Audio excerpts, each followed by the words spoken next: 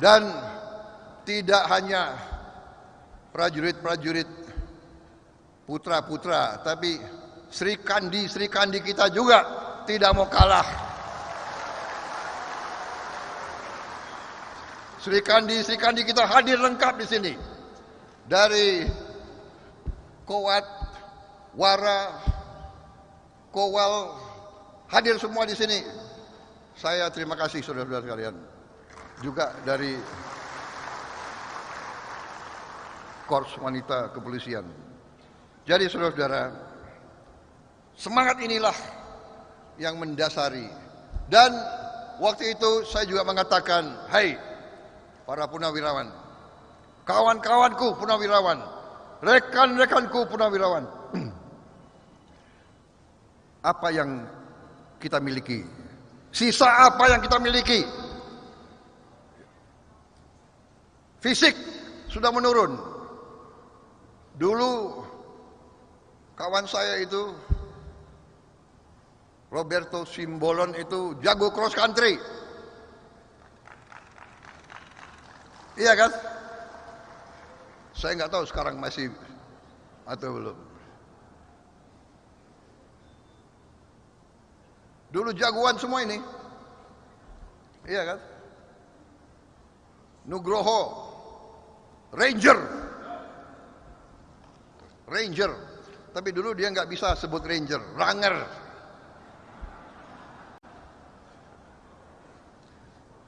Nugroho, kau dari mana asalmu? Purwokerto. Wah.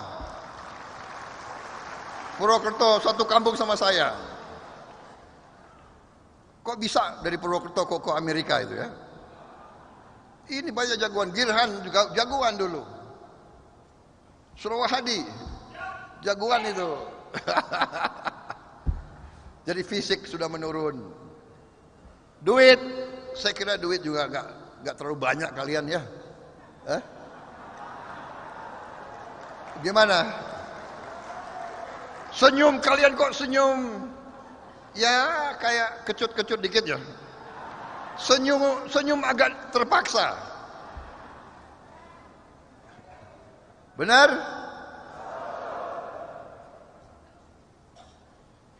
Duit terbatas, fisik sudah kurang. Pakai ransel sudah nggak bisa, iya kan? Hah?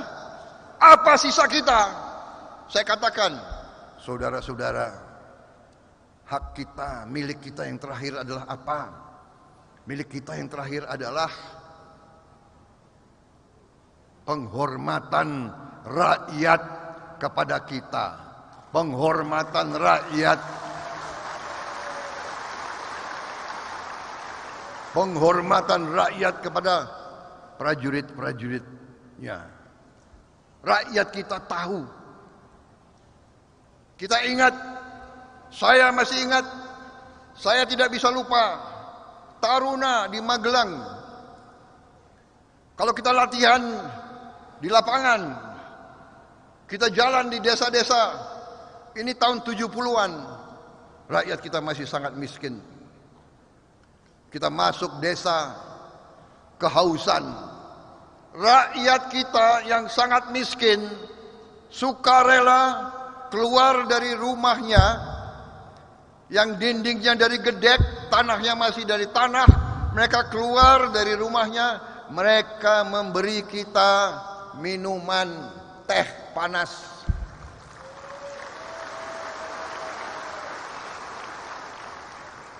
Waktu itu kita kehausan, kita ambil cangkir-cangkir teh itu kita minum.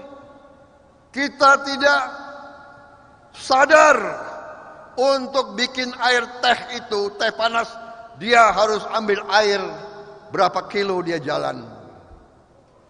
Dia harus cari kayu, ranting-ranting untuk masak. Berapa kilo dia harus jalan. Ibu-ibu yang sudah sepuh, bapak-bapaknya masih di sawah. Begitu cintanya rakyat kita, kepada prajurit-prajuritnya, saudara-saudara sekalian.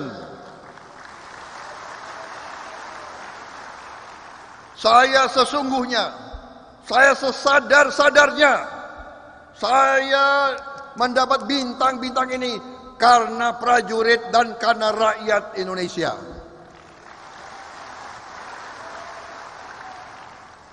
Saya percaya di hatinya Pak Bagio, hatinya Pak Wiranto, hatinya Pak Mantiri, hatinya semua senior-senior itu sama. Mereka menerima bintang-bintang itu dari rakyat Indonesia. Saya jadi Menteri Pertahanan karena rakyat Indonesia. Karena prajurit-prajurit kita, rakyat kita. Rakyat kita mendambakan keadilan dan kemakmuran dan kesejahteraan. Dan dia merasa bahwa prajurit-prajuritnya dan bayangkara-bayangkaranya itu semuanya adalah anak-anak mereka sendiri.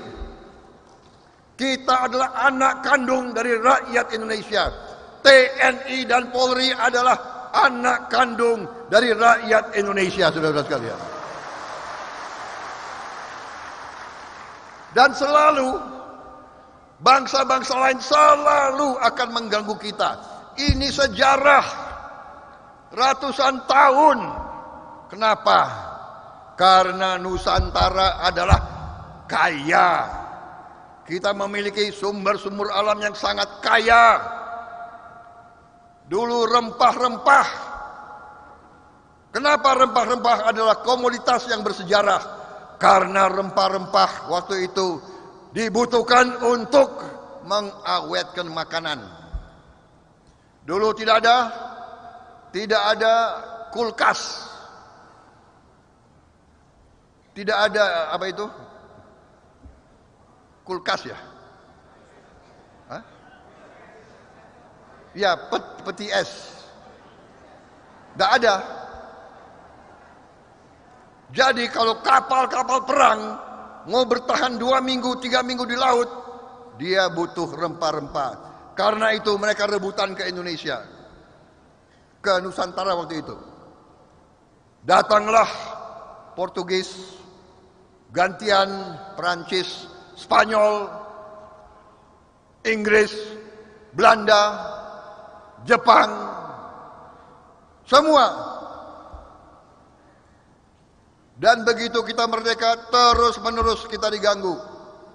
Kita tidak sempat membangun, terus mereka ganggu. Dan itu semua kalau kita urut, pasti ada campur tangan asing. Sekarang dokumen-dokumen sudah keluar. Dokumen-dokumen sudah keluar. Kadang-kadang ada satu negara, dia datang, dia menghasut suatu kelompok, suruh menyerang kelompok yang lain. Nanti kelompok ini juga dikasih bantuan untuk menyerang. Inilah riwayat kita. Dan ini saya mengalami, saya temukan di daerah-daerah operasi. Di daerah-daerah operasi, di Timur, di Aceh, di Papua. Ada yang nyamar sebagai wartawan, ada yang nyamar sebagai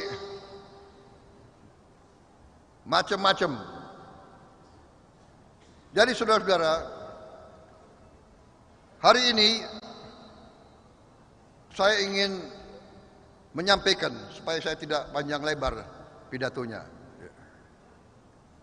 Karena saya paham para prajurit itu nggak suka dengar ceramah lama-lama.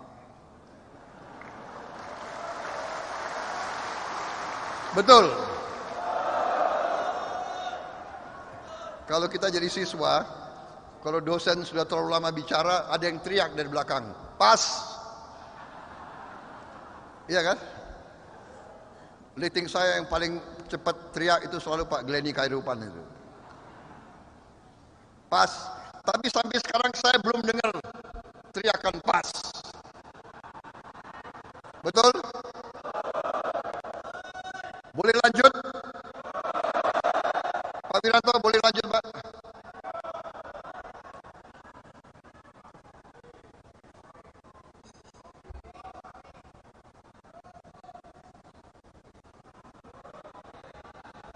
Ini panitia nakal.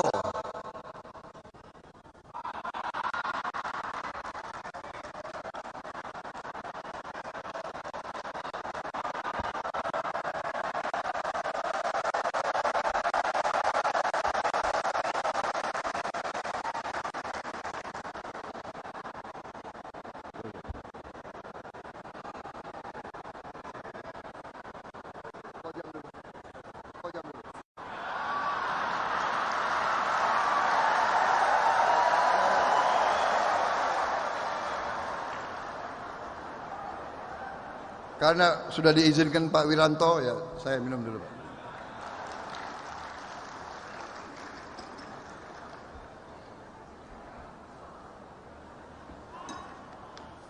Kalau nanti saya pensiun benar, saya akan buka warung kopi.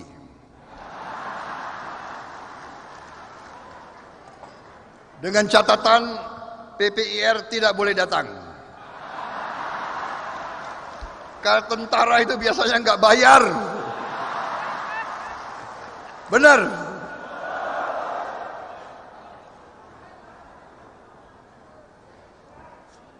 Naik kereta api nggak mau bayar. Aduh, kacau itu. Sekarang itu zaman dulu. Itu zaman dulu. Sekarang lain TNI. Kereta api pasti bayar. Insya Allah. Saudara-saudara sekalian, dari tadi saya sampaikan di mana-mana, dari kajian-kajian strategis, dari pelajaran-pelajaran sejarah, ternyata syarat untuk negara take off menjadi makmur, take off menjadi negara maju, syarat antara lain adalah elit pemimpin-pemimpinnya harus bisa kerjasama, harus bisa rukun.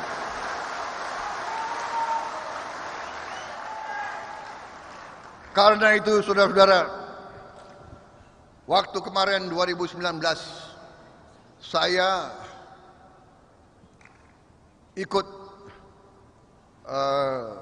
pemilihan presiden. Begitu yang menang adalah Pak Joko Widodo, beliau langsung mengajak rekonsiliasi, mengajak bersama-sama bekerja untuk Republik Indonesia. Dan insting saya mengatakan, ya, benar, untuk Republik Indonesia saya siap bergabung dan bekerja bersama-sama.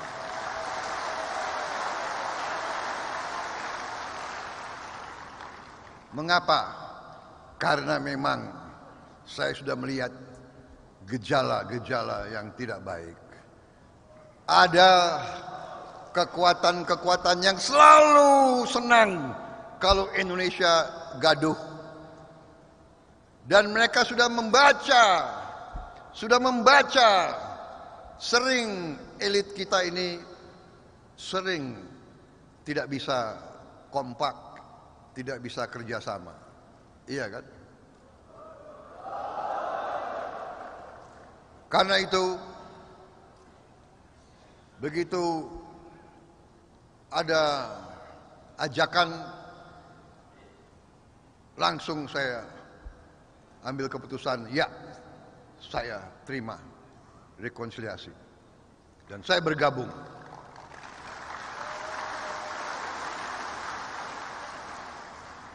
Dan setelah saya bergabung, waktu saya keliling ke negara-negara lain, yang pertama mereka tanya, kok bisa kalian bergabung?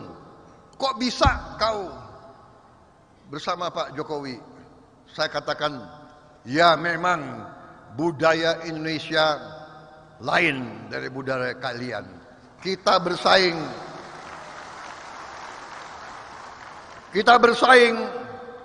Tapi akhirnya kita mengutamakan kepentingan rakyat bangsa kita daripada kepentingan kita sendiri. Karena itu, sebagaimana kalian ketahui, saya sudah dicalonkan oleh Partai Gerakan Indonesia Raya untuk maju lagi di Pilpres tahun 2024.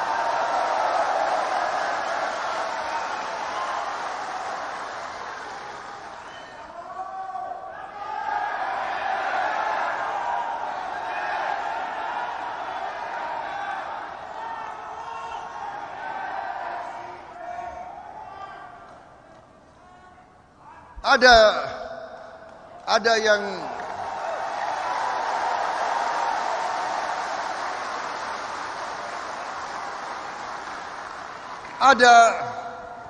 yang mengejek saya waktu itu, mengenyek.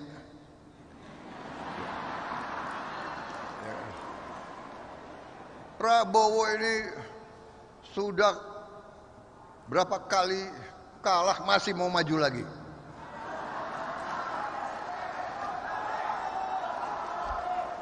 Dia tidak tahu bahwa Prabowo Subianto adalah pejuang merah putih.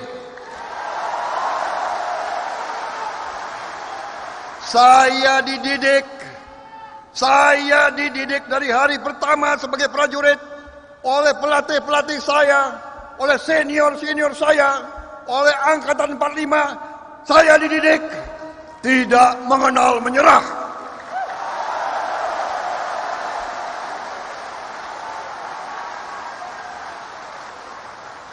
Idola kita, ikon kita, panutan kita adalah Jenderal Besar Sudirman. Dan beliau ajarkan, jangan sekali-sekali menyerah. Tidak mengenal menyerah, itu nilai-nilai 45, saudara-saudara. Tidak mengenal menyerah. Kita diajarkan sampai nafas kita yang terakhir, saudara-saudara.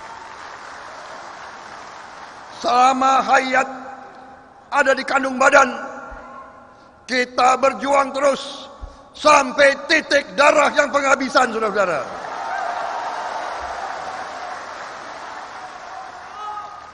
Salah satu senior kita, almarhum Pak Wijaya Siono, mengatakan, bagi seorang pejuang, bagi seorang prajurit, perjuangan kita akan berakhir pada saat kita mendengar sangkakala sebelum kita masuk liang kubur, saudara-saudara kalian.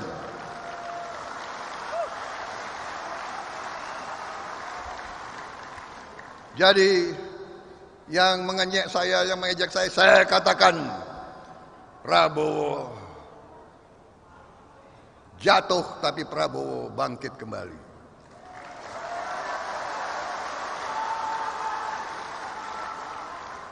Karena tidak ada kata menyerah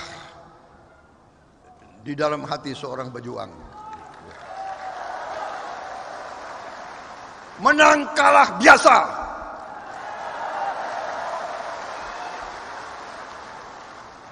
Jangankan menang kalah, mati dalam pertempuran kita siap, apalagi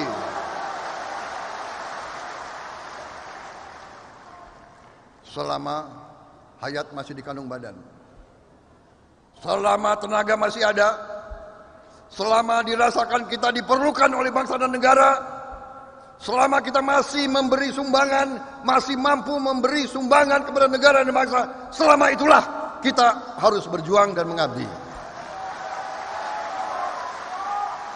Bagaimana, saudara-saudara? Maukah kita menyerah?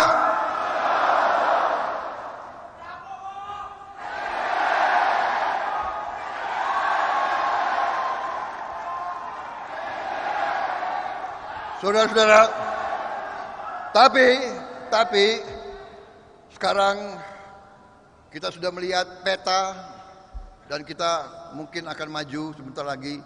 Saya mengajak kita semua, sudahlah kita maju dengan baik, nggak usah terlalu tegang-tegangan. Ya.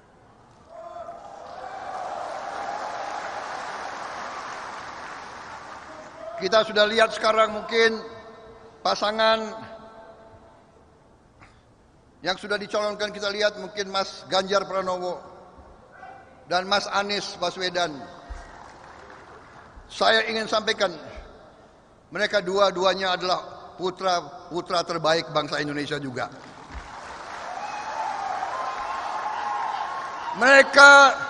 Mereka juga niat untuk berbuat yang baik untuk bangsa dan negara. Mereka juga saya kenal, mereka juga sahabat-sahabat saya. Jadi jangan kita mau diprovokasi, jangan kita menjelek-jelekan siapapun, saudara-saudara sekalian.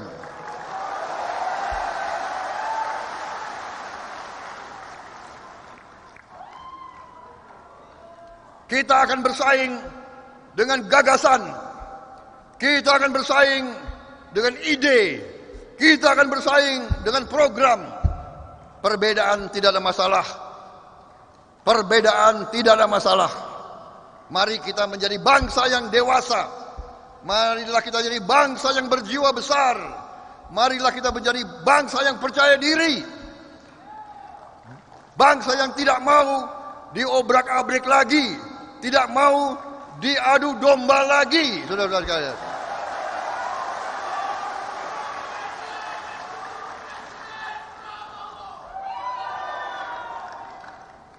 Saudara-saudara, kalau ada yang masih mengira politik itu adalah mengejek, mengenyek, saya kira kurang dewasa orang-orang itu, saudara. Ya. Tidak ada masalah. Kita tidak seperti itu. Kita dihina, kita senyum.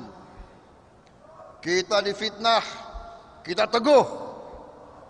Kita diejek, kita tetap memberi yang terbaik kepada seluruh bangsa ini. Saudara-saudara, sebagai bagian akhir dari paparan saya, tadi baru pembukaan.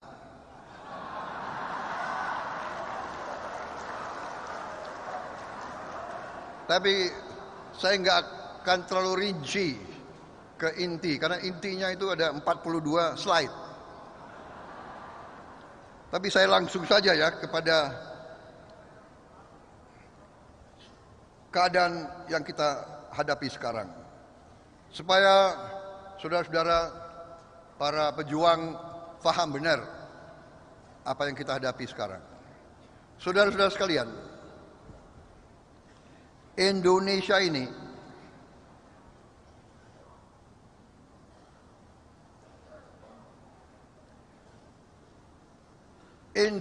ini sekarang adalah negara dengan ekonomi ke-16 terbesar di dunia.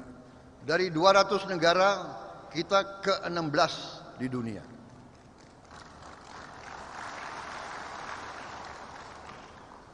Dari semua proyeksi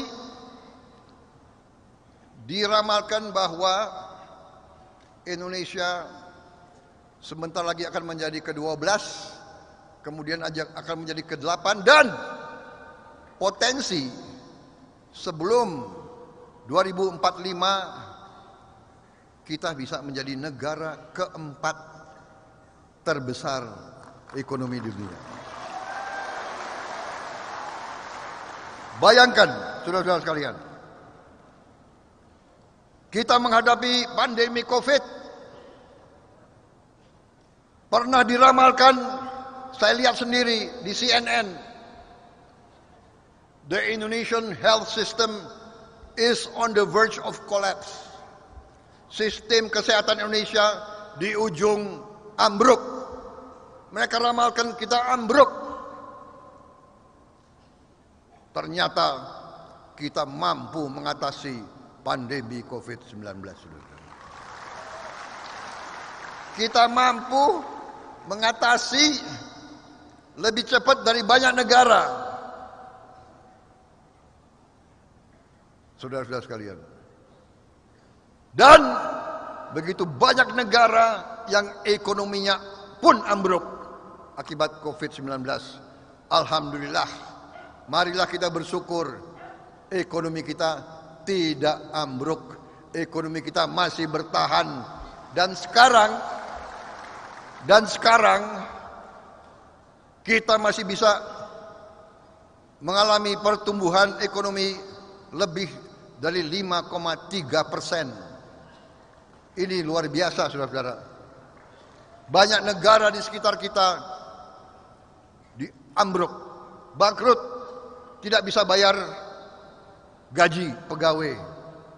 Saudara-saudara, beberapa negara di sekitar kita total sudah kolaps. Alhamdulillah kita masih bisa bertahan. Saudara-saudara, kenapa kita bisa bertahan? Karena pengendalian manajemen pemerintahan dan ekonomi ternyata berhasil. Dan untuk itu kita harus berani mengakui keberhasilan pimpinan kita. Harus kita akui, kalau ada tim sepak bola menang, ya manajernya, kapten kesebelasannya bertanggung jawab. Kalau kalah, ya manajernya dipecat, kaptennya juga diganti. Kita di tentara sudah biasa. Di tentara kita dulu, kalau pasukannya kacau, danjonya dicopot. Benar. Kalau pasukannya bagus, iya, naik pangkat. Sederhana. Kita harus akui, tim Indonesia dipimpin oleh Pak Joko Widodo, Presiden, Prabowo Subianto, Menteri Pertahanan. Gue ikut juga dong dalam tim, ya kan? Pak Wiranto, Ketua Dewan Pertimbangan Presiden. Boleh juga dong Pak Wiranto ya. Kita ini boleh juga tim kita ini. Jadi saya katakan, kalau Pak Jokowi itu dinilai berhasil, ya Menteri Pertahanannya ikut juga dinilai berhasil juga. Ya enggak apa-apa, iya kan? Saudara-saudara, dampak dari program-program pemerintah, inflasi terkendali, investasi meningkat, harga terkendali. Kemarin pulang mudik, kecelakaan paling sedikit selama sejarah Republik Indonesia. Saudara-saudara sekalian, kekayaan kita diproyeksikan PDB kita dari 743 miliar menjadi nanti 11.271 triliun. Akan kita ciptakan lapangan kerja 10,5 juta pekerjaan baru. Nilai tambah ini sudah dirasakan bahwa Indonesia punya ketahanan ekonomi. Saudara-saudara sekalian,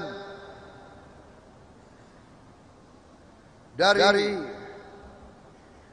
komoditas strategis yang kita miliki, akibat hilirisasi yang dilancarkan oleh pemerintah kita sekarang tidak akan mengizinkan bahan sumber alam kita diekspor sebagai bahan mentah. Tahun 2021 hasil kita dari nikel kurang lebih 1,2 miliar dolar. Tahun 2022 penghasilan kita naik mendekati 17 miliar dolar. Saudara-saudara sekalian, hampir 20 kali lipat dalam satu setengah tahun. Dan negara-negara barat protes. Kita diadu. Mereka mau selalu mengambil bahan baku kita dengan bahan mentah. Nanti Presiden sudah mengatakan boksit juga akan dihentikan ekspor bahan mentah. Boksit adalah bahan untuk aluminium. Boksit diolah menjadi alumina, diolah jadi aluminium, nilainya bisa naik 194 kali.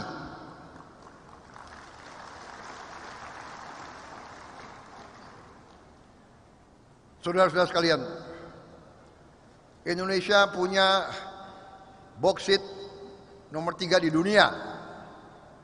Tapi ekspor kita nomor 33 di dunia. RRT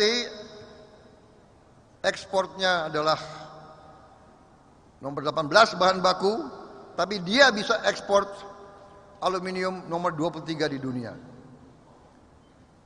Saudara-saudara, demikian juga dengan ikan kita. Kalau kita olah ikan kita, sebagai contoh, tuna cakalang kita ekspor bisa menjadi nilai tambahnya 2 kali lipat. Bahkan kelapa kita adalah eksportir kelapa nomor 1 di dunia. Tapi kita eksportir ke tepung nomor 8 di dunia. Saudara-saudara, Spanyol importir kelapa nomor 4 di dunia, tapi dia eksportir tepung kelapa nomor 1 di dunia, saudara-saudara sekalian. Padahal dia nggak punya kelapa. Kalau kita olah kelapa kita menjadi tepung kelapa, nilainya naik 19 kali lipat. Saudara-saudara sekalian, ini sama dengan semua kekayaan kita, nikel, boksit, tembaga, timah, gas alam, kelapa sawit, karet. Kelapa sawit kalau kita olah menjadi margarin, nilainya naik 79 kali. Karet kalau kita olah bisa naik 15 kali nilainya. Saudara-saudara sekalian, udang kalau kita olah menjadi bubuk, nilainya tambah 27 kali. Saudara-saudara sekalian, tembaga kalau menjadi elektromotor, naiknya adalah 77 kali. Timah diolah, naiknya menjadi 69 kali. Gas alam kita rubah menjadi pupuk, nilai tambahnya 4 kali. Saudara-saudara sekalian, percayalah, masa depan kita sangat baik kalau kita bisa mengolah dengan baik.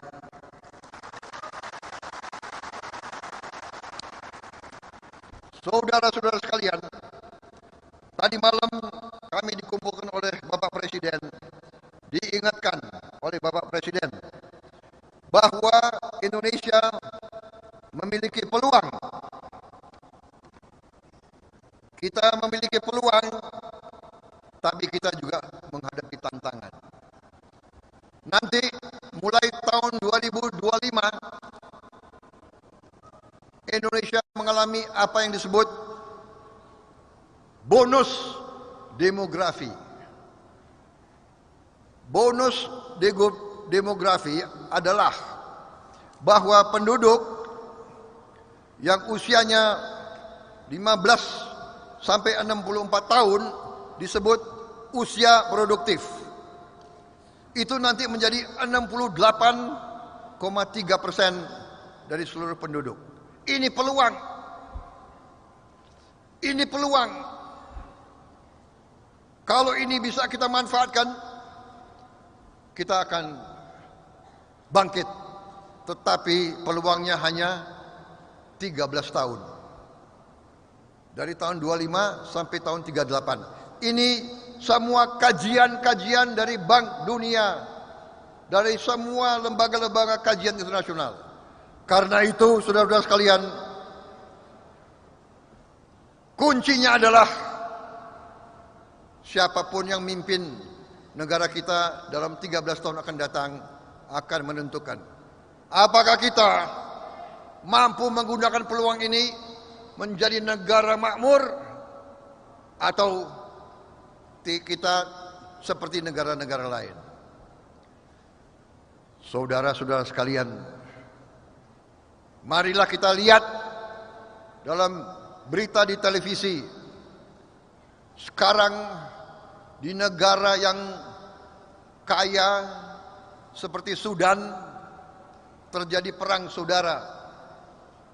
Perang saudara di tengah ibu kota Khartoum. Padahal Sudan ini negara yang sangat kaya, punya minyak, punya gas, punya emas. Dan disitulah negara-negara lain ikut campur tangan. Jadi saudara-saudara sekalian, kesimpulan kita adalah Indonesia punya peluang yang besar, dan Indonesia apabila kita bisa kompak, apabila kita bisa kerjasama dengan baik, insya Allah kita akan mengalami kebangkitan bangsa Indonesia menjadi bangsa yang kuat, makmur, adil dan makmur. Indonesia yang terus maju menjadi negara maju. Saya kira itu.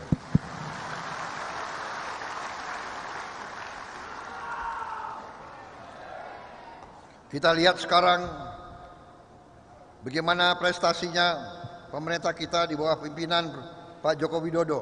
Ya. Begitu banyak angka-angka yang luar biasa. Saya kira kita bisa rasakan semua. Sekarang katanya dari Palembang ke Jakarta yang dulu puluhan jam, hampir 2 hari, sekarang mungkin luar biasa, mungkin hanya 8 jam udah sampai. Dari Semarang ke Jakarta katanya 5 jam udah sampai. Dari Surabaya ke Solo 2 jam udah sampai. Katanya ada yang Surabaya ke Solo makan apa itu? Tengkleng. Habis itu pulang lagi ke Surabaya. Saudara-saudara, saya kira gak usah saya sebut, tapi nyatanya ribuan kilometer telah dibangun di mana-mana. Total kalau tidak salah jalan yang dibangun, mungkin jalan tol itu angkanya itu sudah 1.900 km dalam 7 tahun. 1.900 km dalam 7 tahun. Jalan bukan tol 4.600 km. 15 bandara baru. 124 pelabuhan baru. 29 bendungan baru. Saudara-saudara sekalian,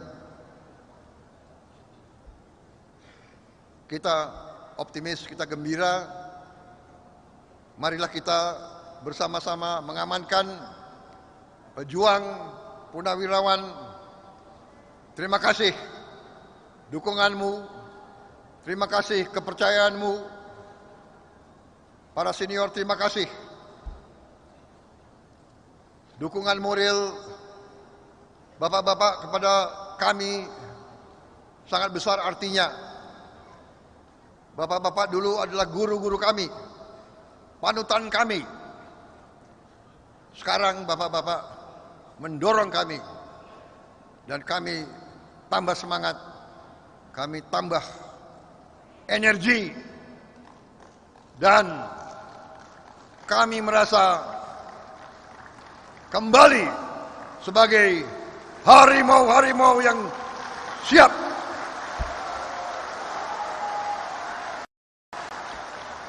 Tapi harimau sekarang ini harimau yang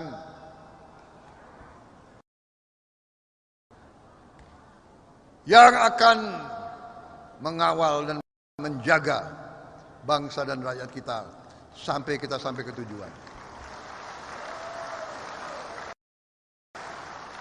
Kalau kita melihat bangsa Indonesia ini kuat,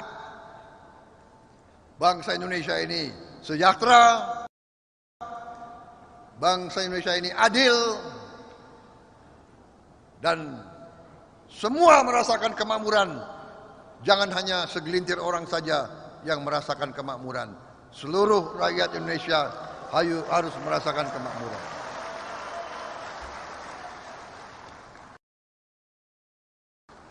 Tapi saya juga melaporkan kepada para senior, selama saya jadi Menteri Pertahanan, saya tentunya dengan Presiden Republik Indonesia memberi keputusan terakhir, anggaran pertahanan kita terbesar dalam sejarah Republik Indonesia. Tahun ini saja kita refurbish 41 kapal perang. Belum pernah terjadi dalam sejarah Indonesia. Kita harapkan akhir tahun kita akan adakan parade armada kita yang terdiri dari 60 kapal perang yang siap operasi, saudara-saudara. Kita juga sudah tanda tangan kontrak untuk akuisisi pesawat-pesawat tempur saat ini yang paling canggih, yaitu Rafale. Juga untuk mengatasi senggang waktu sampai Rafale siap operasional, kita juga akan akuisisi pesawat-pesawat Mirage 2000. Kemudian kita harapkan juga dalam waktu dekat kita juga bisa selesaikan kontrak akuisisi untuk F-15 untuk Angkatan Udara kita. Saudara-saudara sekalian, untuk pertama kali dalam sejarah bangsa Indonesia, kita sekarang memiliki komponen cadangan yang real, yang ada, sudah terbentuk 13 batalion komponen cadangan. Dan hari-hari ini sudah mulai dibuka tambahan batalion komponen cadangan, tambah 5 lagi, sedang berjalan latihannya di beberapa kodam. Saudara-saudara sekalian, juga selain Angkatan Laut dan Angkatan Udara, Angkatan Darat akan kita perkuat. Semua komando teritorial kita akan perkuat. Semua Babinsa kita lengkapi dengan motor dan dengan alat komunikasi yang paling canggih. Saudara-saudara sekalian, saya katakan kepada Babinsa, nanti Presiden Republik Indonesia dari Jakarta bisa menelpon Babinsa dan bisa mengecek bagaimana situasi yang ada di desa itu. Para Babinsa tepuk tangan dengan gembira. Padahal saya katakan jangan terlalu cepat gembira, karena kau sekarang kemana kau pergi bisa dimonitor oleh atasan-atasanmu. Jadi nggak bisa ngumpet lagi itu semua. Semua prajurit bisa dihubungi setiap saat. Artinya komando teritorial kita akan kita perkuat. Kodim-kodim, korem-korem akan kita perkuat. Saudara-saudara sekalian, negara yang kaya, negara yang makmur harus memiliki kekuatan tentara dan polisi yang kuat pula, saudara-saudara sekalian. Tidak ada kekayaan yang aman kalau tidak bisa dijaga. Kita perlu angkatan laut yang sangat kuat menjaga kekayaan kita di laut. Kekayaan kita di laut nilainya sekarang 30 miliar dolar. Yang masuk ke pemerintah sekarang baru 1 triliun. Bayangkan, kita butuh angkatan laut yang kuat, kita butuh KPLP yang kuat, Bakamla yang kuat, polisi air yang kuat, angkatan udara yang kuat, satelit.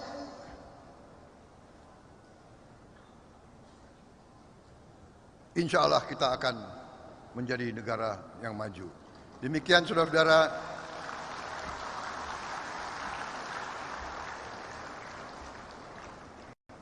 Masih ada 38 slide lagi. Tapi saya sudah lihat wajah-wajah kalian.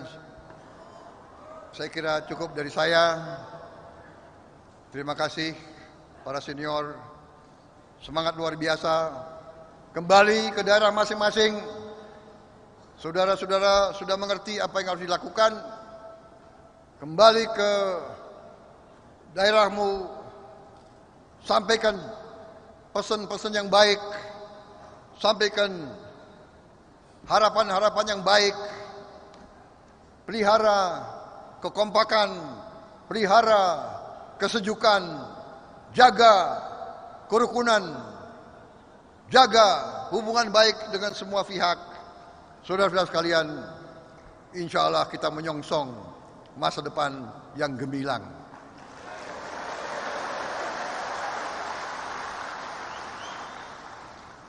Wassalamualaikum warahmatullahi wabarakatuh. Waalaikumsalam warahmatullahi wabarakatuh. Salam sejahtera bagi kita sekalian. Shalom, Om Swastiastu. Namo Buddhaya.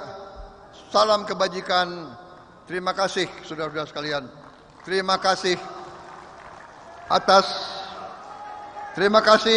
atas loyalitas kalian semua. Terima kasih atas kesetiaan saudara-saudara sekalian. Saya tutup dengan pelajaran saya terima dari mantan panglima saya, mantan komandan saya, Jenderal TNI Wismoyo Aris Munandar. Beliau mengajarkan, saya masih pegang teguh, disiplin adalah nafasku. Kesetiaan adalah jiwaku. Kehormatan adalah segala-galanya.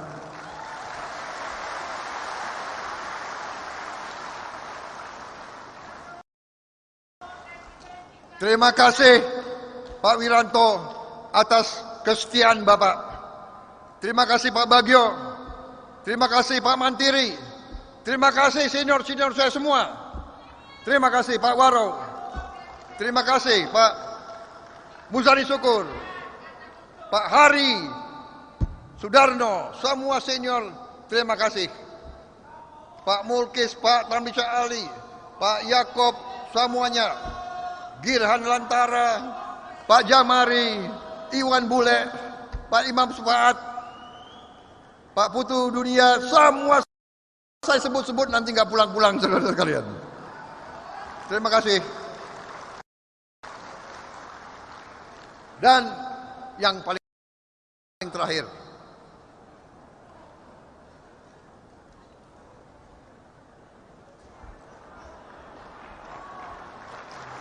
iya, kita beri aplaus tepuk tangan hadirin kepada Ketua Dewan Pembina PPIR, Letnan Jenderal TNI Prabowo Subianto. Siapa kita? Di mana semangatmu?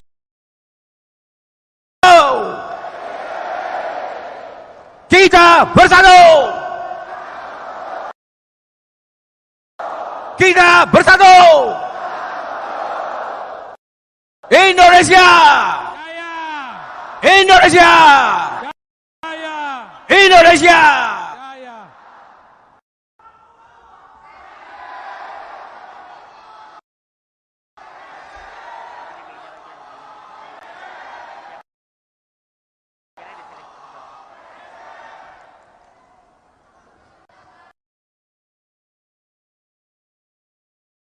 Ya.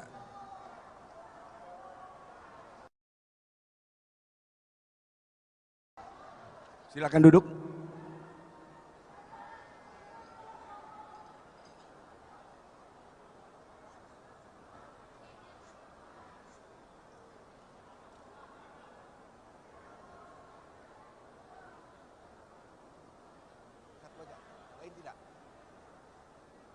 Baik, Bapak dan Ibu, saudara-saudara sekalian, kita akan melanjutkan. Baik pemirsa, baru saja kita sama-sama menyaksikan sambutan dari Ketua Dewan Pembina PPIR yaitu Letnan Jenderal TNI Purnawirawan Prabowo Subianto. Di mana pada acara reuni dan halal bihalal TNI Polri 2023 hari ini juga tadi dihadiri oleh para petinggi purnawirawan, salah satunya mantan Kapolda Metro Jaya yang baru saja bergabung ke Partai Gerindra, Muhammad Iriawan, dan juga Subagio AS, mantan Panglima TNI, serta petinggi Partai Gerindra, Sekjen Partai Gerindra Ahmad Muzani. Dan di tengah-tengah sambutan Ketua Dewan Pembina PPIR Letnan Jenderal TNI Purnawirawan Prabowo Subianto, purnawirawan yang hadir terlihat membentangkan spanduk yang berisikan dukungan PPIR kepada Prabowo Subianto sebagai Presiden 2024. Dan dalam sambutannya juga Prabowo Subianto tidak hanya mengulas kembali saat menjadi anggota TNI pada saat itu, namun juga Prabowo Subianto sebagai capres yang akan maju pada Pilpres 2024 mendatang juga mengatakan bahwa Ganjar Pranowo dan juga Anies Baswedan yang menjadi capres pada pemilu 2024 mendatang merupakan putra terbaik bangsa yang sama-sama ingin membangun Indonesia menjadi lebih baik. Dan Prabowo juga berpesan kepada para pendukung dirinya juga untuk tidak terprovokasi karena walaupun adanya perbedaan, namun ide, gagasan, serta program para capres yaitu semua untuk Indonesia. Dan sama-sama kita tadi menyaksikan bahwa di akhir sambutan dari Prabowo Subianto juga dia memberikan hormat kepada para senior dan juga mengucapkan terima kasih atas kerjasamanya selama ini dan juga berterima kasih atas semua yang memang terlibat dalam yang sudah menjadi purnawirawan TNI maupun Polri. Dan sebagai informasi juga, Prabowo Subianto yang juga menjabat sebagai Menteri Pertahanan Indonesia juga tadi menyampaikan salah satu program dari Menteri Pertahanan yang dalam waktu dekat akan dilakukan. Salah satunya pada akhir tahun ini nantinya akan ada parade 60 kapal perang yang siap untuk digunakan.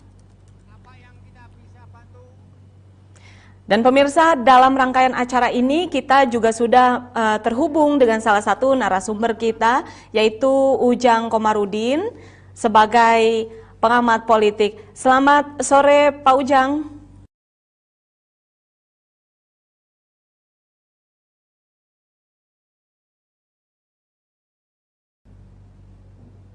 Apakah sudah mendengar suara saya Pak Ujang? Ya, selamat sore. Assalamualaikum. Ya Mbak.